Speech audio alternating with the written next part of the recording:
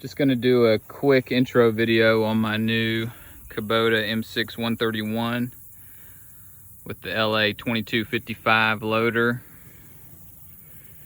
As usual, I have my everything attachments grapple on the loader. Keep it on there most of the time when I'm doing other odds and ends. Pretty useful thing. And mostly today I've just been bush hogging. I have my woods, BW12, bush hog. Don't usually do anything too nasty with it. Most of the time it's just overgrown fields, you know, no saplings really or anything like that. So I like the 12 foot versus the 15 foot for my setup because kind of gets me everywhere I need to get. We have a lot of aisleways that connect pastures and whatnot, and just lets me go everywhere I want to, whereas a 15 foot's a little wide sometimes. But just got back in, so let's get into the Kubota here and take a look at it. I'm coming from a Coyote PX 1153. So this has a little more than 20 additional horsepower, but it's a totally different machine. I was pleasantly surprised when I got this. I bought it sight unseen, had never driven a Kubota, never operated one, so I was hopeful that I'd like it, and so far I really do.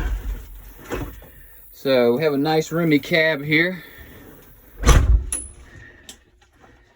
Have our instructor seat and our dash. Let's get it started up. It's about 90 degrees outside, so we'll get it warmed up and get the AC on.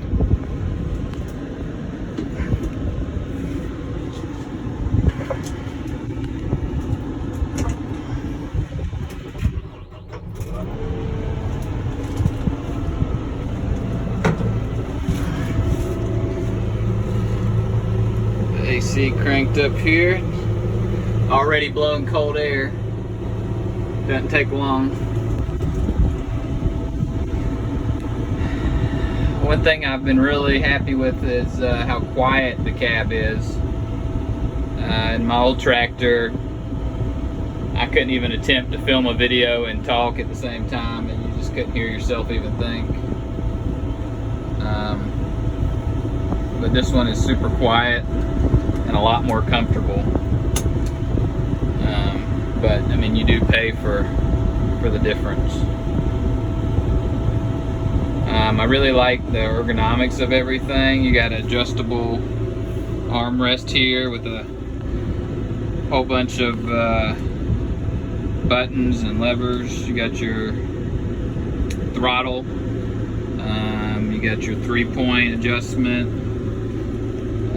You got some quick adjustments here for gear shifting and 3-point.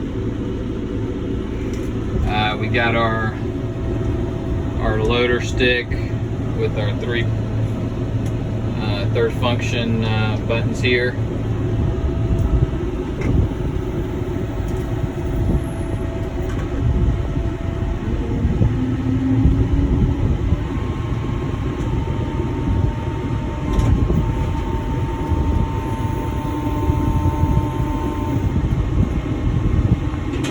One thing I've been really happy with too is this loader. I wasn't really sure what I was going to think about the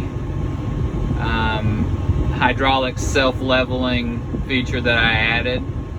I like it so far.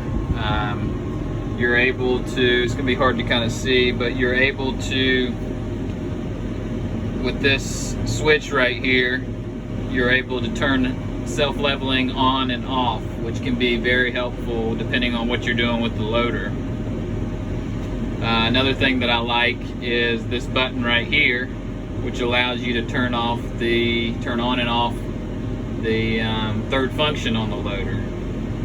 And we got the loader lock lever there. but the hydraulic self-leveling is so far, you know, really the same as a mechanical self-leveling, so you can turn it on and off. And I don't have all the extra stuff on the loader that messes with your point of view out the window. So I feel like I got a lot more visibility out there, along with the fact that this cab has superb visibility. You know, there's only 4 points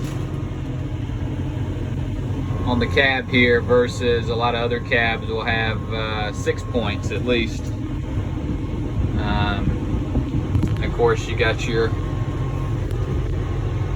window here for various different things, but mostly for doing higher loader work. We do a lot of hay, stacking hay, so it's beneficial to have that.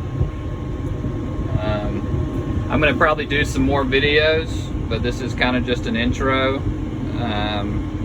Really pleased with it so far, but maybe I'll do a more detailed video in the future here. If you guys want anything in particular, if you want to see something specifically or have questions, you know, I'd be happy to do some other videos on it. You know, one thing I could never find was detailed videos on functionality and whatnot, which is what I look for a lot of times when I'm buying stuff sight unseen, which tends to be what you have to do these days during COVID.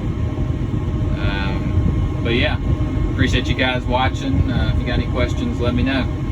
Thanks.